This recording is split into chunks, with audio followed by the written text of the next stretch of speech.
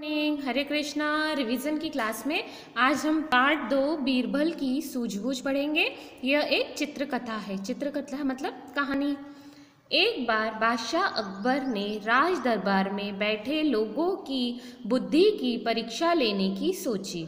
उन्होंने बोर्ड पर एक लंबी रेखा खींची और ऐलान किया। देखो, इस तरह ये चित्र दिया हुआ है कि ये राज दरबार है ना, और यहाँ पे बादशाह अकबर बैठे हैं और यहाँ पे उनके सारे राज दरबार में मंत्री बैठे हुए हैं, और यहाँ पे ये एक ब्लैक बोर्ड। जो भी इस रेखा को छोटी कर देगा उसे इनाम दिया जाएगा। इस बोर्ड पे बादशाह अकबर ने एक रेखा खींची है और क्या कहा है, जो भी इस रेखा को छोटी कर देगा उसे इनाम दिया जाएगा। राज दरबार में बैठे सब लोगों को यह काम बहुत आसान लगा। सब मन ही मन सोचने लगे, यह कौन सी बड़ी बात है, उस लंबी रेखा को मिटा दो बस, ये तो बच्चों का काम है। सब लोग अपने मन में कैसे उस रेखा को छोटी की जाए अलग अलग तरह से सोच रहे थे। इस आसान काम को सुनकर सब मन ही मन खुश हो रहे थे। तभी बादशाह अकबर बोले, लेकिन एक शर्त है। शर्त? कैसी शर्त हुजूर? सबने अपने मन ही मन में उस रेखा को छोटी करने के बारे में सोचा। तभी बादशाह अकबर ने कहा कि लेकिन मेरी एक शर्त है। तो सबने राज दरबार में मंत्रियों ने पूछा, क्या शर्त है? शर्त यह है कि रेखा छोटी करना है लेकिन बिना मिटाए। क्या कहा अकबर ने कि रेखा को तो छोटी करना है लेकिन इस रेखा को मिटाना नहीं है। क्या बिना मिटाए? मंत्रियों ने पूछा, बिना मिटाए इसको कैसे छोटा करना है, यह कैसे हो सकता है? सबसे पहले मंत्री जी आगे आए, बोर्ड पर खींची रेखा को एकटक देखते रहे कि इसको कैसे छोटा किया जाए। जब कुछ समझ में न आया तो मुंह लटकाए वापस अपनी जगह पर आकर बैठ गए। सबसे पहले मंत्री आए, उन्होंने अब ब्लैक बोर्ड में देखा, पर उन्हें समझ में नहीं आया कि रेखा को कैसी छोटी करना है, और मुंह लटकाकर मतलब निराश होकर वापस अपनी जगह पर जाकर बैठ गए।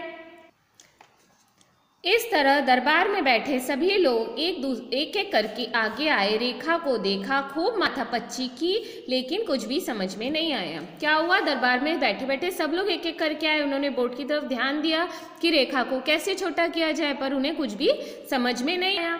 अंत में बादशाह अकबर ने बीरबल से कहा, क्यों बीरबल, तुम्हारी बुद्धि भी हार गई?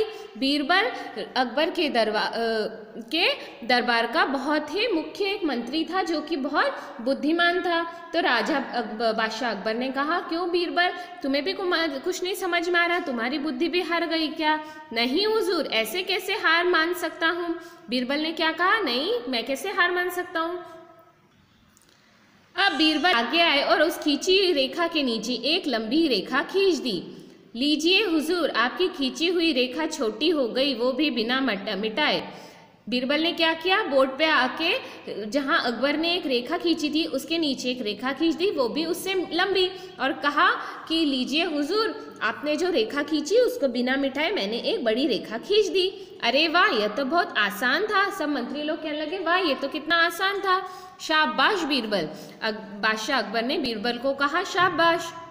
सब बीरबल की वाहवाही करने लगे। बीरबल, तुम्हारी बुद्धिमानी से हम प्रसन्न हुए, ये लो अपना इनाम। बादशाह अकबर बीरबल की इस बुद्धिमानी से बहुत खुश हुए और उन्होंने बीरबल को इनाम भी दिया। इस तरह बादशाह अकबर ने बीरबल को 100 सोने के सिक्के इनाम में दिए। तो बादशाह अकबर ने क्या दिया? 100 सोने के सिक्के बीरबल को इनाम में दिए। संदेश: सूझबूझ और बुद्धिमानी से कठिन काम भी आसान बन जाता है ना। तो इस कहानी से क्या शिक्षा मिलती है?